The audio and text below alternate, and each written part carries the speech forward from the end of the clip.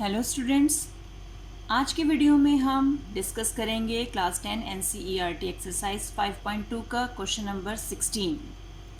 Question is determine the AP whose third term is 16 and the seventh term exceeds the fifth term by 12। तो हमें एक AP बनाना है जिसमें third term 16 है और सेवन्थ टर्म जो है वो फिफ्थ टर्म से 12 एक्सीड कर रही है, यानी अगेन 12 वो ज़्यादा है। तो स्टार्ट करते हैं। सबसे पहले इंफॉर्मेशन क्या दिया हुआ है, थर्ड टर्म इज 16 यानी A3 इज इक्वल टू 16 और सेवन्थ टर्म यानी A7 जो है फिफ्थ टर्म A5 से 12 एक्सीड कर रहा है, यानी A7 is equal to A5 plus 12। अब हमारा फॉर्मूला है AN is equal to A plus N minus 1 D। तो A3 के लिए क्या हो जाएगा, A plus 3 minus 1 is 2, D is equal to 16। एक इक्वेशन हमें यहाँ मिल गई।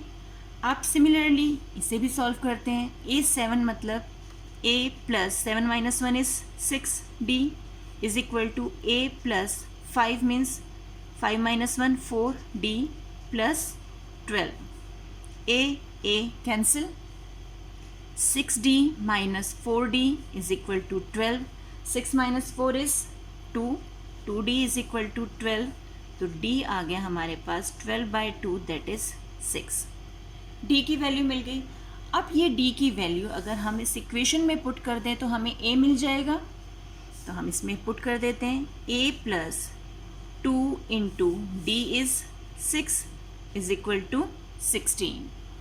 तो A plus 12 is equal to 16।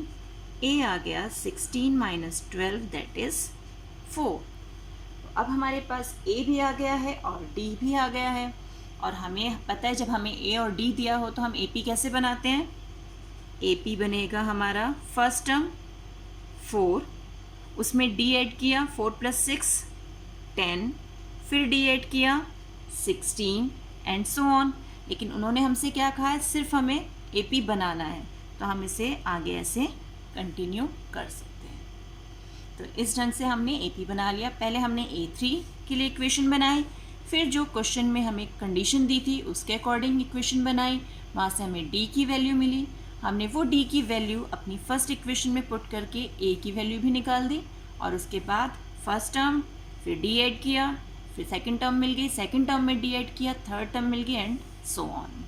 तो इस ढंग से हमने अपना AP बना लिया। एक और क्वेश्चंस देखते हैं हम। अब नेक्स्ट क्वेश्चन है, the sum of the fourth and eighth terms of an AP is 24 and the sum of the sixth and 10th terms is 44। Find the first 3 terms of the AP। अब यहाँ हमें AP दिया नहीं हुआ, हमें AP की 3 terms, पहली 3 terms ढूंढनी है। तो आप अकॉर्डिंग टू क्वेश्चन जो जो हमें कंडीशन दी है हम उसे लिखते जाते हैं और सॉल्व करते हैं। Sum of fourth and eighth term, यानी फोर्थ टर्म और एट्थ टर्म का सम जो है वो हमें दिया हुआ है 24, ये हमें गिवन है। और sixth and 10th, similarly sixth term और 10th टर्म का सम जो है दैट इज़ 44, ये हमें दिया हुआ है। अब हमें फॉर्मूला पता है AN is equal to A plus N minus 1 D। तो अब इसे अप्लाई करते हैं इसमें। A4 का मतलब हो गया A plus 4 minus 1 is 3D। Similarly A8 A plus 7D is equal to 24। तो हमारे पास यहाँ कितना आ गया, AA यानी 2A plus 10D is equal to 24। ये एक इक्वेशन बन गई।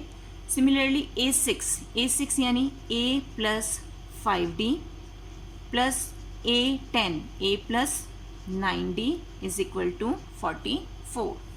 तो यहाँ भी इक्वेशन बन जाएगी 2A 9 प्लस 5 इज 14 यानी 14D इज इक्वल टू 44।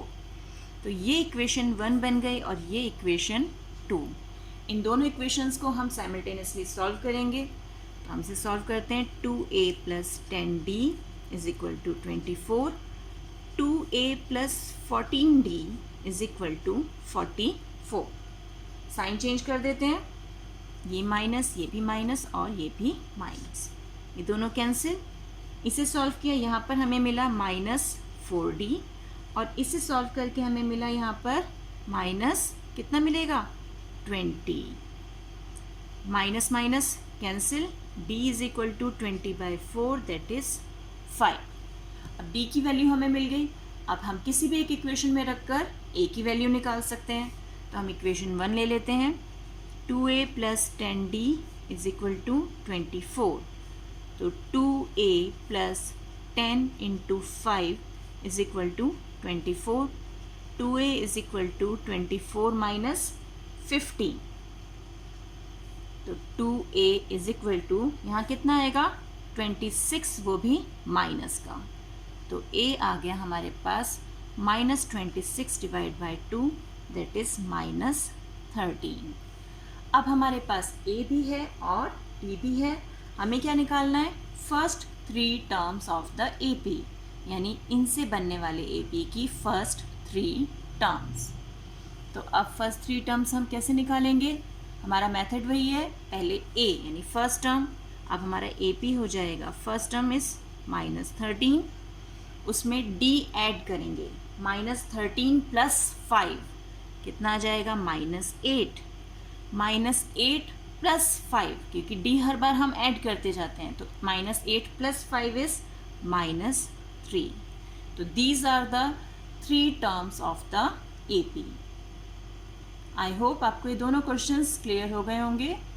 मिलते हैं कुछ और क्वेश्चंस के साथ, तब तक keep practising and enjoy maths.